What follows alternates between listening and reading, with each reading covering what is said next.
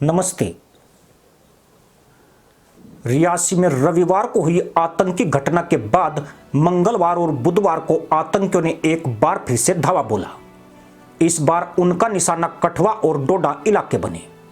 हालांकि अलर्ट सेना ने 2 मुसलमान आतंकवादियों को ढेर कर दिया। इस दौरान सीआरपीएफ का एक जवान शहीद हो गया। शहीद जवान की पहचान 121 बटालियन के कांस्टेबल कबीर दास के रूप में हुई है।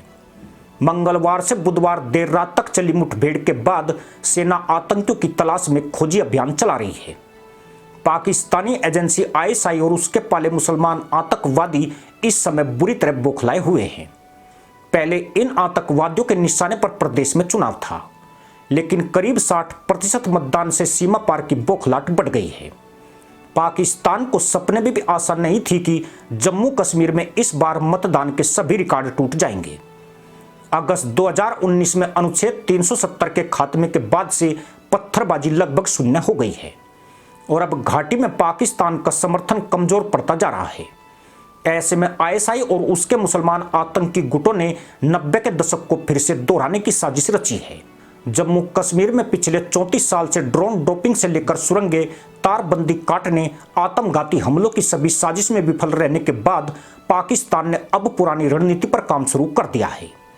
अंतर्राष्ट्रीय सीमा पर सीज फायर की आड़ में मदरसा मुल्क ने हाल फिलहाल में बड़े पैमाने पर मुसलमान आतंकवादियों की घुसपैठ करवाई है। इसकी पुष्टि बसंतगढ़ और अब कठुआ के सैडा सोहल और भद्रवाह के छतरगला टॉप पर आतंकी हमलों और मुठभेड़ से भी हो जाती है। जम्मू संभाग के पहाड़ी इलाकों में आतंकी जंगलों को पनाहगाह बना रहे हैं। सुरक्षा एजेंसियों को यह भी शक है कि स्थानीय स्तर पर कुछ गद्दार इनके सीधे संपर्क में हैं और स्लीपर सेल इनकी मदद कर रहा है। 90 के दशक में एक दौर ऐसा था जब पाकिस्तान की ओर से अंतर्राष्ट्रीय सीमा के रास्ते आतंकवादियों की घुसपैठ करवाई जाती थी। इस दौर में घुसपैठ के लिए सीमा पर तारबंदी को काटना, नदी नालों के जरिए घुसपैठ की कोशिश होती थी। मुसलमान आतंकी इस दौर में कश्मीर घाटी को जाने के लिए कठुआ जिले के विभिन्न दरियाई रूट का इस्तेमाल करते थे, जो उधमपुर और कठुआ जिले के पहाड़ों तक उनके लिए राह बनते थे। यहीं से मुसलमान आतंकी कश्मीर का रुख कर लेते थे।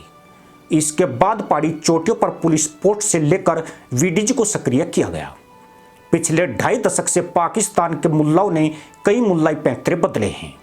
घुसपैठ के बाद आईबी से सटे इलाकों में पुलिस और सैन्य पोस्टों पर आत्मघाती हमलों का दौर शुरू किया। इसके बाद पाकिस्तान ने सुरंगों के जरिए घुसपैठ शुरू करवाई। सुरक्षा एजेंसियां जैसे जैसे आगे बढ़कर पाकिस्तान की नापाक कोशिशों का भंडाफोड़ करती, वैसे ही पाकिस्तान नई साजिश की तैयारी में जुट जाता।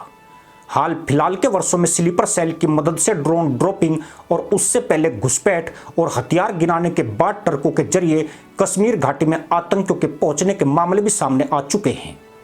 लेकिन हाल ही में लगातार इलाके में आतंकवादियों की गतिविधियों ने साफ कर दिया कि घुसपैठ के लिए आतंकियों के पास कोई खुफिया रास्ता अभी भी खुला हुआ है, जिससे सुरक्षा एजेंसियां भीग चल रही है।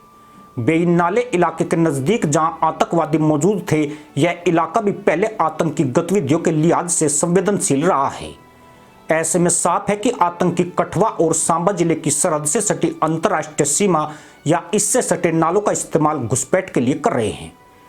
पहले भी आतंकी इसी इलाके से ट्रकों के जरिए कश्मीर जाते रहे हैं।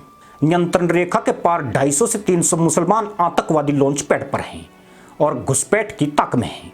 संभव है कि उन्हीं में से किसी एक दल ने भारत में प्रवेश किया है, जो अब धड़ाधड़ हमले कर रहा है। पर इस बार पाकिस्तान ने रणनीति बदल दी है। उसके मुसलमान दहशतगर्द हिंदू बहुल्य क्षेत्र जम्मू संभाग में हमलों को अंजाम दे रहे हैं। मकसद यही है कि ऐसे हमलों के बाद सांप्रदायिक तनाव देश भर में फैल जाए। इसी वजह से रियासी जिले में 9 जून को तीर्थ यात्रियों की बस पर हमला किया गया। दिल्ली में शपथ ग्रहण का दिन इस हमले के लिए जानबूझकर चुना गया। इसी के साथ अनुमति दोस्तों, जय हिंद, वंदे मातरम।